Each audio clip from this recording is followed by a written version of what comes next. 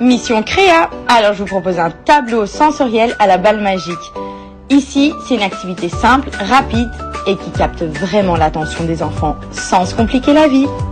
Ici, on va directement à l'essentiel. Alors, le matériel utilisé, une toile de chez Action. Ça m'a coûté environ 6 €.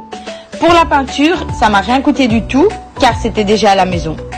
Choisis 3 couleurs histoire que ça fait pas trop chargé. Ensuite, ici, on a utilisé 2 balles magiques, mais vous prenez n'importe quelle petite bille, petite balle, ça fonctionne. Donc, encore une fois, 0 €.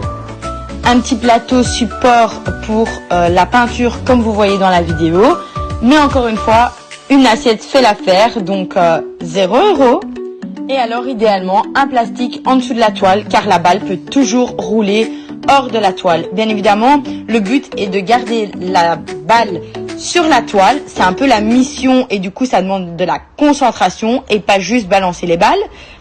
Mais une nappe fait aussi l'affaire, une vieille nappe. Et si vous voyez dans la vidéo, moi, j'ai utilisé le plastique de la toile même. Donc vraiment, encore une fois, on récupère et ça nous coûte rien du tout. Le but, en fait, c'est de faire simple, accessible, sans matériel compliqué et amusant pour les enfants. Quand on a commencé et que je leur ai dit balle magique, ça a directement fait un effet waouh.